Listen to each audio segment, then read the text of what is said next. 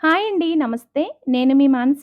Welcome back to M and Ms crazy kitchen. ఈరోజు మన కిచెన్‌లో రెగ్యులర్ టిఫిన్స్ బోర్ కొడితే అప్పటికప్పుడు ఒక్క కప్పు ఉప్మా రవ్వతో ఇలా ఇన్‌స్టాంట్‌గా టిఫిన్ చేసి పెట్టండి. పిల్లలు, పెద్దలు అందరూ ఇష్టంగా తింటారు.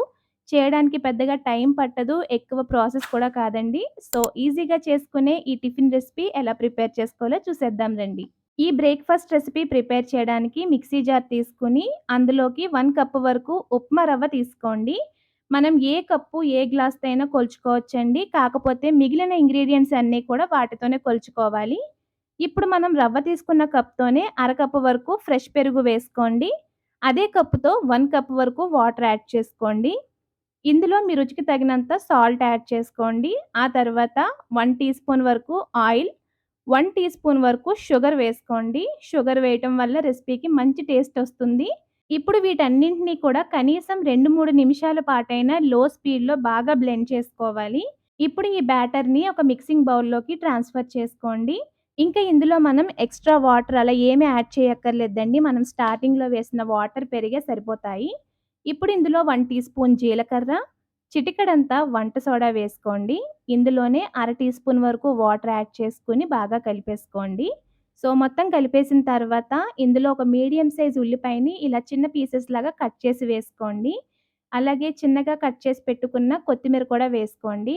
కావాలంటే ఇందులో మీరు క్యారెట్‌ని కూడా సన్నగా తురిమేసి వేసుకోవచ్చు. సో, ఇప్పుడు వీటన్నింటిని కూడా బాగా కలిపేసిన తర్వాత ఈ బ్యాటర్‌ని పక్కన పెట్టండి. ఇప్పుడు ఇలాంటి డోక్లా ప్లేట్ గానీ, లేకపోతే ఇలా స్టీల్ బౌల్ గానీ తీసుకొని కాస్త ఆయిల్‌నైతే గ్రీస్ చేసుకోండి. ఇప్పుడు ఇందులో ప్రిపేర్ చేసి పెట్టుకున్న బ్యాటర్‌ని వేసుకోండి. మరి నిండుగా కాకుండా కొద్దిగా గ్యాప్ వదిలేసి వేసుకోండి. అలాగే దీనిపైన కొద్దిగా కారం, కట్ చేసి పెట్టుకున్న కొత్తిమీర వేసుకోండి. పిల్లలు కారం తినలేరు కాబట్టి నేను పచ్చిమిర్చినైతే స్కిప్ చేశానండి. ఒకవేళ ఇంట్లో అందరూ కారం తింటారనుకుంటే మీరు పచ్చిమిర్చి వేసేసుకోండి. ఇప్పుడు స్టీమర్‌లో వాటర్‌ని హై ఫ్లేమ్‌లో పెట్టి మరిగించుకొని, మనం రెడీ చేసి పెట్టుకున్న ఈ ప్లేట్స్‌నైతే అందులోకి ప్లేస్ చేసుకోండి.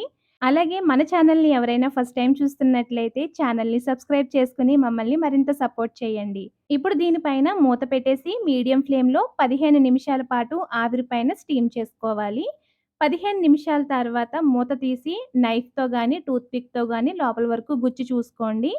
సో, నైఫ్ నీట్‌గా వచ్చేస్తే కంప్లీట్‌గా ఉడికిపోయినట్టే కదా! ఇప్పుడు స్టవ్ ఆఫ్ చేసుకొని, ఈ 2 ప్లేట్‌లని కూడా బయటికి తీసి చల్లారనివ్వండి ఒక 5 నిమిషాల పాటు. చల్లారాక ఇది కాస్త బిగుసుకుంటుంది కాబట్టి, మనం తీసేటప్పుడు ఎక్కడ కూడా బ్రేక్ అవ్వకుండా ఉంటుంది. సో, ఇప్పుడు ఒక నైఫ్ తీసుకొని వీడియోలో చూపిస్తున్నట్లు ఇలా 8 ఈక్వల్ పార్ట్స్ కింద కట్ చేసేసుకోండి. తర్వాత అంచుల వైపు కూడా ఒకసారి నైఫ్‌తో కట్ చేసేసుకొని తీశారంటే మీకు ఈజీగా వచ్చేస్తాయి పీసెస్. సో, ఇదే విధంగా మిగిలిన పీసెస్ అన్నీ కూడా ప్లేట్ నుంచి సెపరేట్ చేసుకొని, ఇప్పుడు స్టవ్ మీద ఒక తవ్వ పెట్టుకొని, ఒక టీ స్పూన్ ఆయిల్ వేసి హీట్ చేసుకోండి. ఆయిల్ వేడెక్కిన తర్వాత కట్ చేసి పెట్టుకున్న ఈ పీసెస్ అన్నీ కూడా ఈ తవ్వ పైన ప్లేస్ చేసుకోండి. అవసరమైతే మరి కాస్త ఆయిల్‌ని వేసుకోండి. మంటని లో ఫ్లేమ్‌లో ఉంచి ఒక నిమిషం ఒకవైపు కాల్చుకున్నాక, వీటిని మరొక వైపుకు తిప్పి అటువైపు కూడా ఒక నిమిషం పాటు కాల్చుకోండి. రెండు వైపులా చెరొక నిమిషం పాటు కాల్చుకున్నాక పీసెస్‌ని మళ్ళీ తిరగేసుకోండి.